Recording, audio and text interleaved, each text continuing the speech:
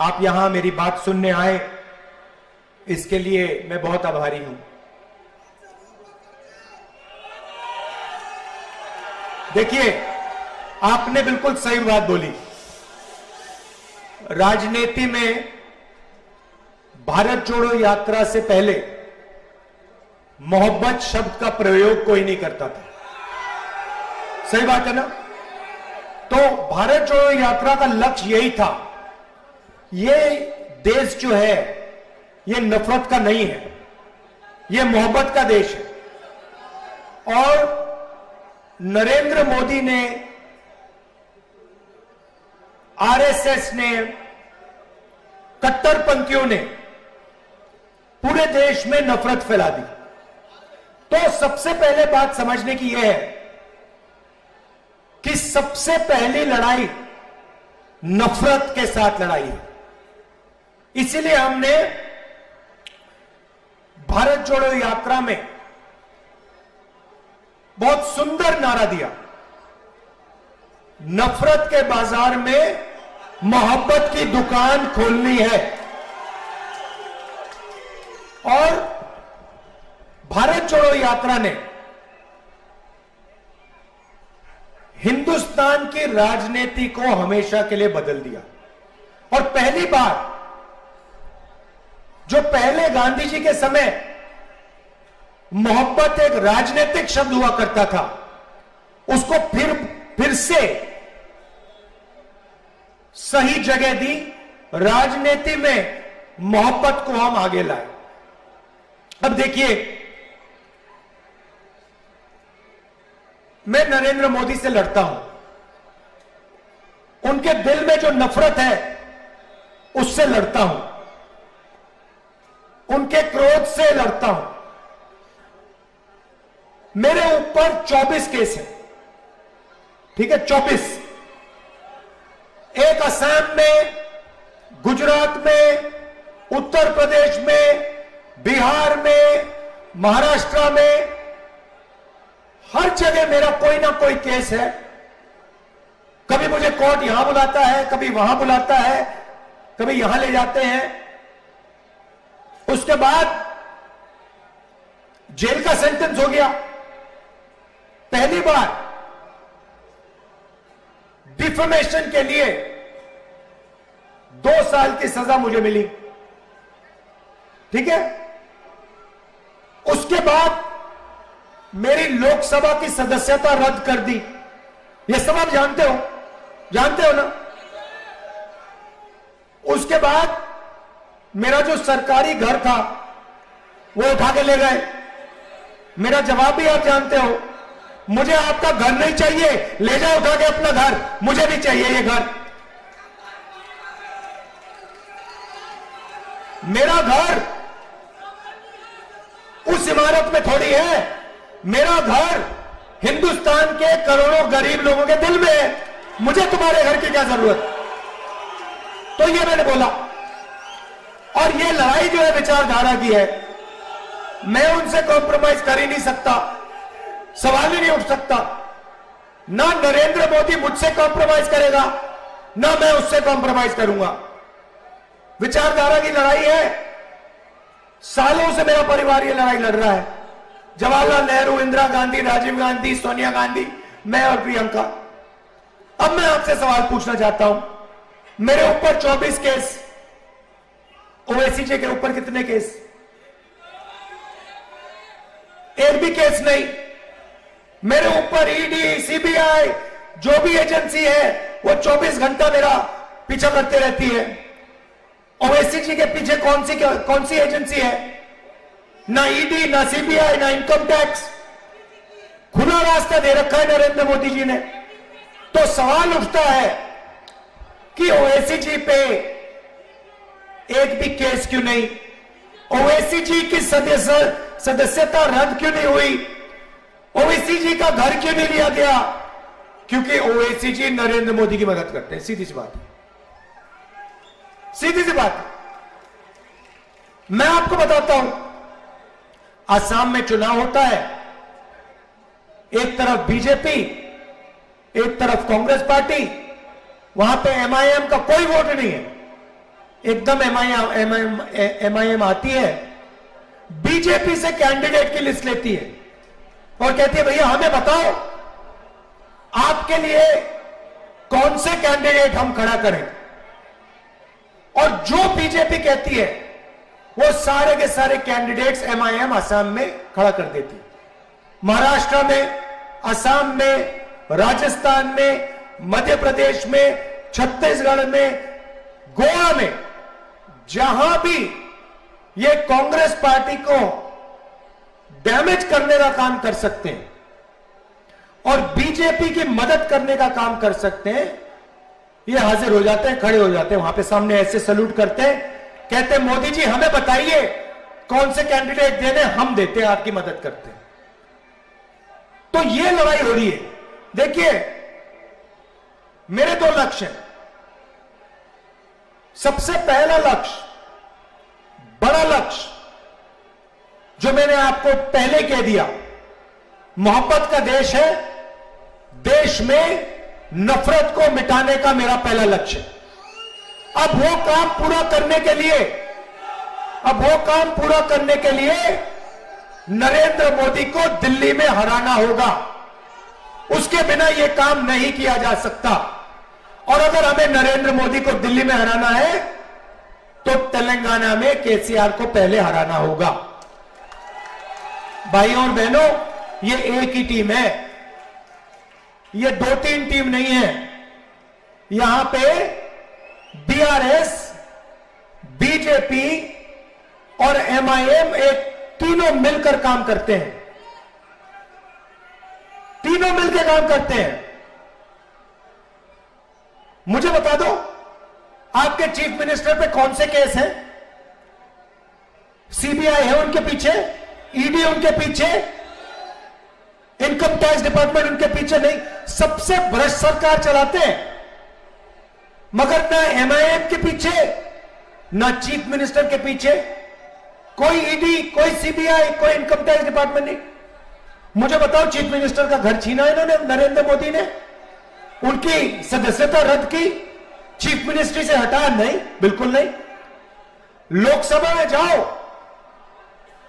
24 घंटा बीआरएस के लोग नरेंद्र मोदी की मदद करते हैं। जीएसटी में मदद की, नोटबंदी में मदद की, किसान बिल में मदद की, जमीन अधिग्रहण बिल में मदद की। ड्रामा चल रहा है। बीजेपी उनकी यहां मदद करती है, ये उनकी वहां मदद करते हैं, और एमआईएम जहां भी बीजेपी उनकी मदद करती है। इसीलिए तेलंगाना में कांग्रेस पार्टी को जिताना है, भारी बहुमत से जिताना है, और उसके बाद तेलंगाना के बाद दिल्ली में चुनाव है, दिल्ली में नरेंद्र मोदी को हराना है। ये दो लक्ष्य। अब तेलंगाना में आपके चीफ मिनिस्टर ने दोराला सरकार चला रखी है, हम प्रजाला सरकार चाहते हैं।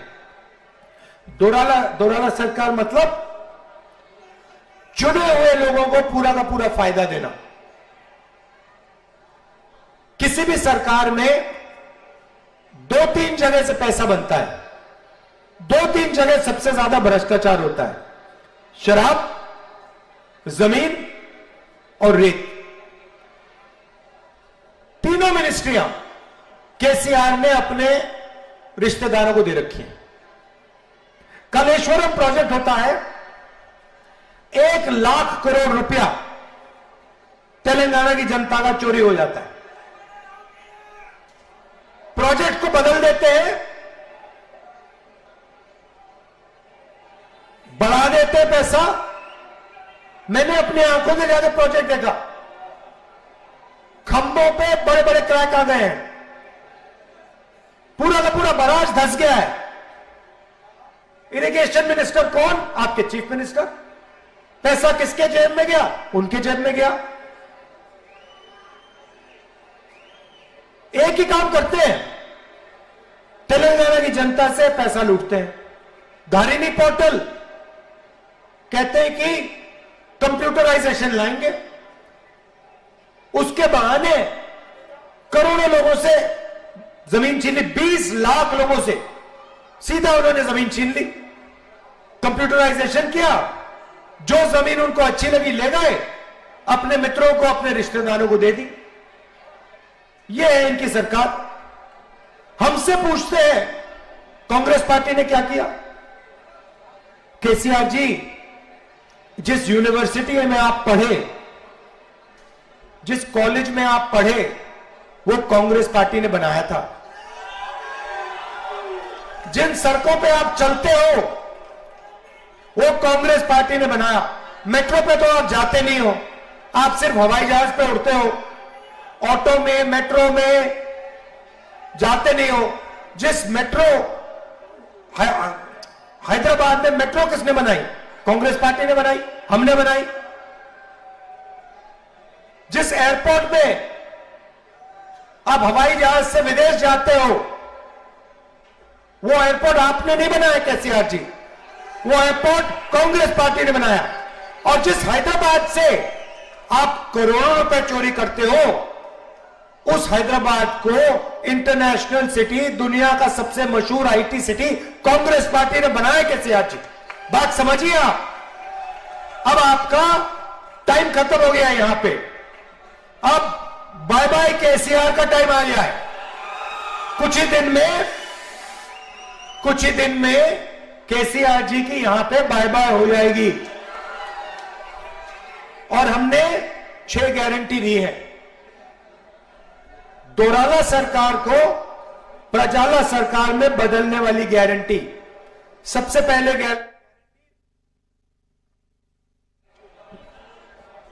पहले गारंटी महिलाओं के लिए 2,500 रुपए हर महीने हर महिला के बैंक अकाउंट में कांग्रेस पार्टी डालेगी।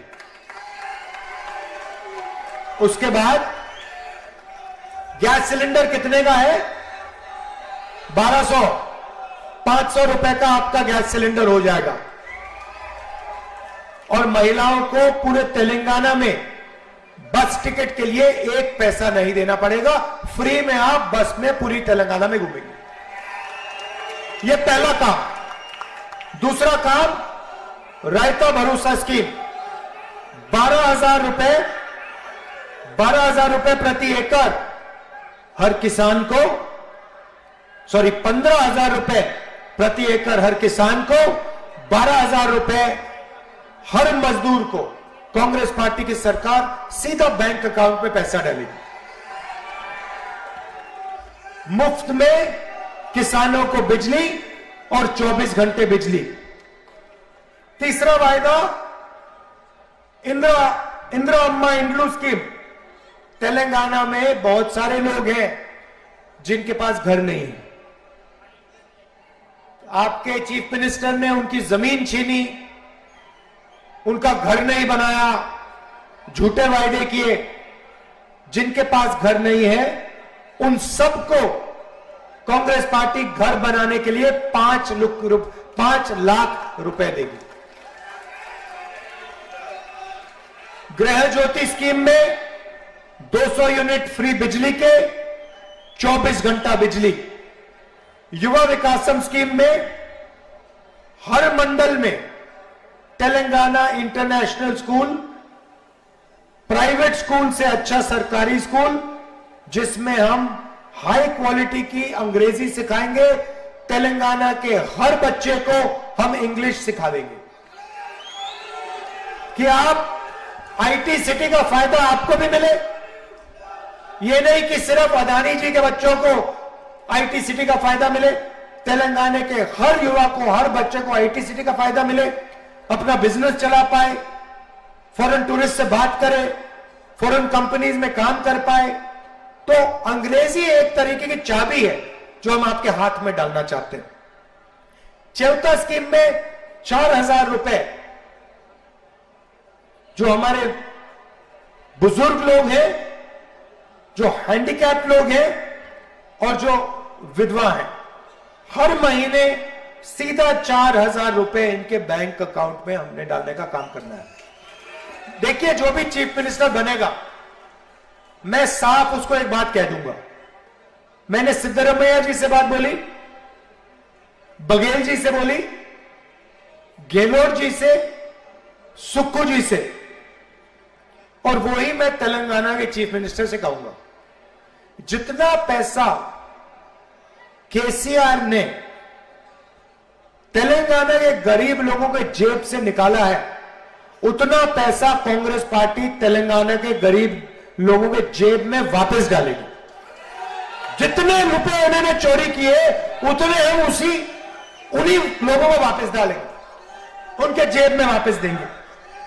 भाइयों और बहनों, एक बात याद रखिए, हमारी लड़ाई नफरत, हिंसा के खिलाफ लड़ाई। नफरत और हिंसा नरेंद्र मोदी और आरएसएस फैला रहे। ये लोग जो हैं, चाहे वो एमआईएम हो, चाहे वो केसीआर हो, ये बीजेपी की मदद करते हैं, देश में नफरत फैलाने लोगों की मदद करते हैं। इसीलिए सबसे पहले इनको यहां से हटाना है। पहले बीजेपी आई थी, आपने देखा होगा, तेलंगाना में छाती फैला के घूम रहे थे, देखा होगा। अमित शाह कह रहे हैं कि हम तेलंगाना को ओबीसी चीफ मिनिस्टर देंगे। अरे भैया, पहले 2% वोट लेके दिखा दो, फिर देखेंगे। तो हमने इनकी गैस निकाल दी, हवा में हवा निकाल दी पूरी, चारों टायर इनके पंचर कर दिए, फाड़ के फेंक दिए। अब लड़ाई बीआरएस के साथ है। अब पूरी मदद बीआरएस की एमआईएम और बीजेपी कर रही। तो ये तीनों एक साथ मिले हुए हैं। कांग्रेस पार्टी को जिताइए, भारी बहुमत से यहां हमें जिताइए, सारे के सारे कैंडिडेट्स को जिताइए। दिल से आपका मैं धन्यवाद करता हूं। नमस्कार, जय हिंद, जय तेलंगाना।